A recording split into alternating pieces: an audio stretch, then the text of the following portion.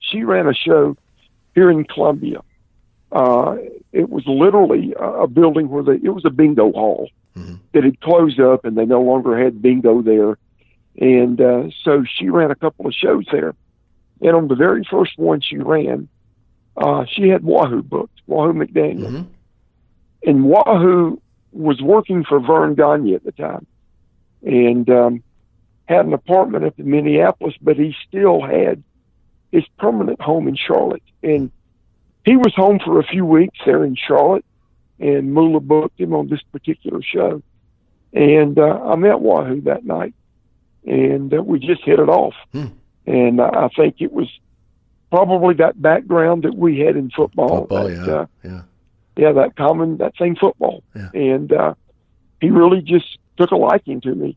And he told me that when he got back to Minneapolis, he was going to talk to Vern and Greg and bring my name up to him. And he did. And he was Wahoo when he was home in Charlotte, because there were times back then where Vern, the AWA at that time was just, dude, they were struggling to stay alive. Yeah. They were hurting, and it wasn't the mighty company that it had once been.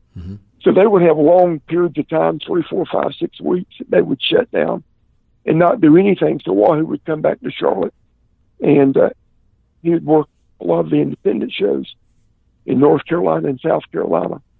And so he made sure that wherever he got booked and worked, that I got booked and worked. And so I spent countless hours on the road with him, working these independent shows and just picking his brain and just trying to absorb as much as I could from Wahoo.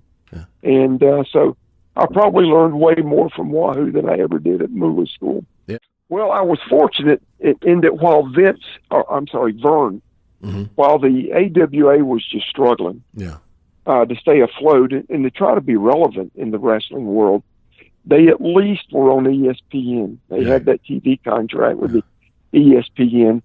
And so they were on 5 days a week, Monday through Friday, from 4 to 5 o'clock Eastern time. And I was doing a character called the Trooper. And so I was at least exposed to a national TV audience.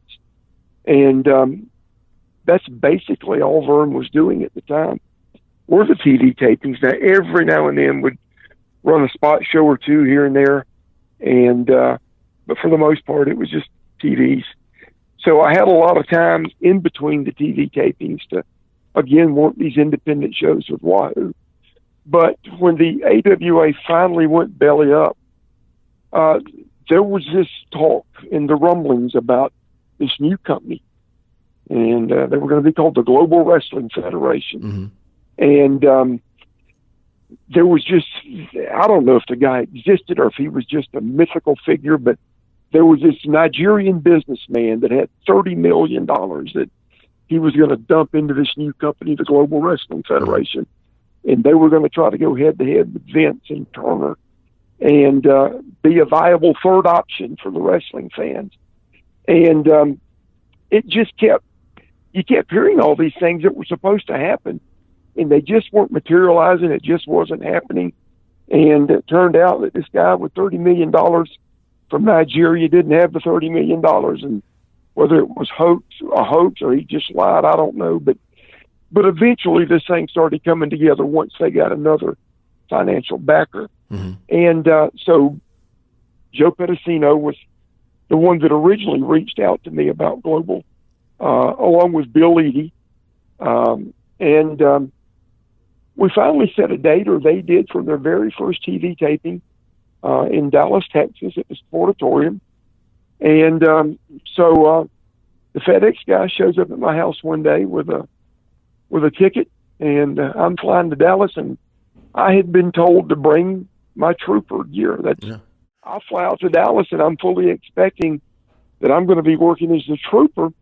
And all the talent, we all stayed at the same motel. It was the Roadway Inn. We were about 10 minutes from the Sportatorium.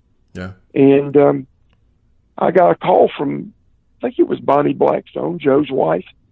And she said, look, we need you to walk over to our room. we want to talk with you. We got Bill Eady in here, and it's me and Joe, and we have an idea that we want to run by you. So I walked over to Bonnie and Joe's room, and I walk in, and there's Bill, and they start laying out this idea to me about a patriotic character called the Patriot. And the timing was good. We, you know, it was the early 90s, and we had been involved in, I guess, Operation Desert Storm to liberate Kuwait, where Iraq had gone in and occupied Kuwait. And so patriotism was at a very high level. And they start laying out the idea, and Bonnie pulls out this paper grocery bag, and she unfolds it, and she reaches in, and she pulls out a red, white, and blue mask, and red, white, and blue tights, and red, white, and blue trunks. And I said, wow, I like it.